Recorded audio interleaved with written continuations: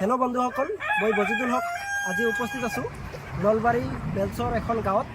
ইয়াত এজন দাদা আৰিয়াৰ লেয়াৰ মুৰ্গী পালন কৰিবলৈ আৰম্ভ কৰিছে। আজিৰ পৰা 6 মাহ আগতে তেখেতে আমাৰ হেচাৰীৰ পৰা পোৱালি লৈ পিনে এখন আৰিয়াৰ লেয়াৰ মুৰ্গী ফাৰ্ম আৰম্ভ কৰিছিল আৰু বৰ্তমান তেখেতৰ মুৰ্গীবিলাকে কণী পাৰিবলৈ আৰম্ভ কৰিছে আৰু আমি এই ফাৰ্মখন আজি চাবলৈ আহিছোঁ। দাদাজনে বৰ্তমান কি ধৰণে মুৰ্গী পালন কৰি আছে, লগতে তেখেতৰ মুৰ্গীবিলাকে কিমান কণী দি আছে আৰু তেখেতে মুৰ্গী পালন কৰোঁতে কিবা অসুবিধা পাইছে নেকি ইত্যাদি কথা আমি দাদাজনৰ মুখেৰে শুনিম। তেন্তে বলক বন্ধুসকল, আমি প্ৰথমে ফাৰ্মখন ভিজিট কৰোঁ।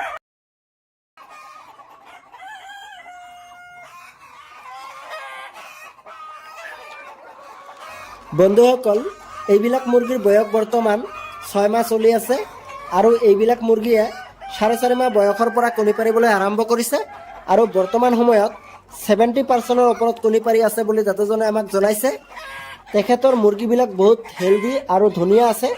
তেখেত এজন নতুন ফাৰ্মাৰ, তথাপিও তেখেতৰ এইবিলাক মুৰ্গী পালন কৰোঁতে কোনো ধৰণৰ অসুবিধা হোৱা নাই বুলি আমাক জনাইছে। তেখেতে সেই মুৰ্গীবিলাকৰ কণী হেচিং কণী বনাই আছে, তাৰ কাৰণে মেল আৰু ফিমেল দুটাই ৰাখিছে। তেখেতে সেই মুৰ্গীবিলাকক লেয়াৰ ফেচ টু দানা গডৰেজ কোম্পানীৰ খুৱাই আছে আৰু মুৰ্গীবিলাকে ডেইলি কণী পাৰি আছে। তেখেতে কেমেৰাৰ সন্মুখত নাহে বুলি আমাক জনাইছে, তথাপিও এই মুৰ্গীবিলাক ক'ৰ পৰা যোগান ধৰিছে আৰু অৰিজিনেল হয়নে নহয় এইটো আমি দাদাজনৰ মুখেৰে শুনিম।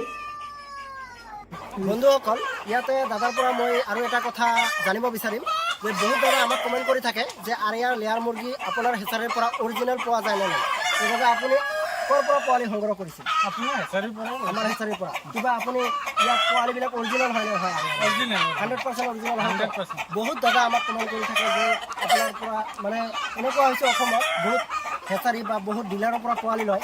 কোনোবাই মানে যেতিয়া পোৱালি সৰু থাকে ৰঙা কালাৰত থাকে, ডাঙৰ হোৱাৰ পিছত বেলেগ বিভিন্ন ধৰণৰ কালাৰ হয়। এনেকুৱা আপোনাৰ ফাৰ্মত হৈছে নেকি? আপুনি মুৰ্গী এনেকুৱা পাইছিল নেকি? নাই 100% অৰিজিনেল আৰিয়াৰে পাইছে। তো আমাৰ হেচাৰীৰ পৰা যদি কোনোবাই পোৱালি ল'ব বিচাৰে আপুনি কি ক'ব বিচাৰে?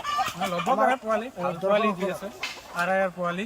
আপোনাৰ আৰু এটা কথা, আপোনাৰ পৰা যে আমি পোৱালিটো আমি যিহেতু পোৱালি লোৱাৰ আগত আপুনি ইউটিউবৰ আমাৰ চেনেলৰ থ্ৰু দি আপুনি পোৱালি লৈছে, কোনো ধৰণৰ মোক চিনি পোৱা নাই, আপুনি এডভান্স যে কৰিছে বা আপুনি যে আগতীয়াকৈ টকা পঠাই দিছিল, কিবা অসুবিধা হৈছিল নেকি আপোনাৰ পোৱালি পোৱাতে? আমি সময়ত পোৱালি দিছোঁ নে নাই? যিয়ে নহওক দৰ্শকসকল, দাদাজনৰ মুখেৰে আমি শুনিব পাৰিছোঁ, যিহেতু আমাৰ হেচাৰী হ'ল কোকৰাঝাৰত অৱস্থিত। আমাৰ ফাৰ্ম যিখন আছে সেইখন কোকৰাঝাৰত আৰু দাদা থাকে নলবাৰীত। আমি আমাৰ ইউটিউবৰ যোগেদি দাদা আমাক যোগাযোগ কৰিছিল আৰু আমি সেই হিচাপত দাদাক অৰ্ডাৰ লৈ পিনে আমি পোৱালি দিছোঁ আৰু দাদাই ক'লে যে 100% অৰিজিনেল হয়। যিহেতু আমি আজি 3 বছৰ ধৰি আমাৰ আৰিয়া লেয়াৰ মুৰ্গীত অনলি কাম কৰি আছোঁ, 100% অৰিজিনেল পোৱালি আমি অসমৰ বিভিন্ন ঠাইত পঠাই আছোঁ। ইয়াতে বহুত দাদাই কমেণ্ট কৰে, সেইকাৰণে আমি দাদাজনৰ মুখেৰে শুনিলোঁ। তো দাদা, আগন্তুক দিনত আপুনি আৰু আৰিয়া লেয়াৰ মুৰ্গী বঢ়াবলৈ ইচ্ছা আছে নে নাই? ইচ্ছা আছে, মানে এইটো সফলতা পাই আছে লাহে লাহেকৈ। যদি এইটো ছাকচেছ হ'ব পাৰে নেক্সটত আৰু মানে আগবঢ়াই ল'ব আৰু যিয়ে নহওক দাদাজনে আৰু আগবঢ়াব। তো দাদাজনক আমি ইয়াতে বহুত বহুত ধন্যবাদ জ্ঞাপন কৰিছোঁ, যিহেতু আমাক বহুতখিনি সময় দিলে। তো বন্ধুসকল, আপোনালোকক এটাই কথা ক'ব বিচাৰিছোঁ যে আৰিয়াৰ লেয়াৰ মুৰ্গী আপোনালোকক যদি লাগে 100% অৰিজিনেল আমাৰ পৰা যোগাযোগ কৰিব পাৰে। দাদাজনৰ নিজৰ মুখেৰে ক'লে।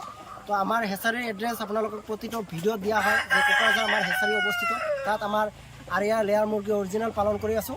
আৰু দাদাজনৰ গোটেইখিনি ক'লে আপুনি শুনিলে যে কোনোবাইক লাগে আৰিয়া লেয়াৰ মুৰ্গী অৰিজিনেল পোৱালি আমাৰ লগত যোগাযোগ কৰিব স্ক্ৰীনত দিয়া নম্বৰৰ লগত। তো ইয়াতে আজি সামৰিছোঁ। সকলোৱে সুস্থ থাকিব, ভালে থাকিব।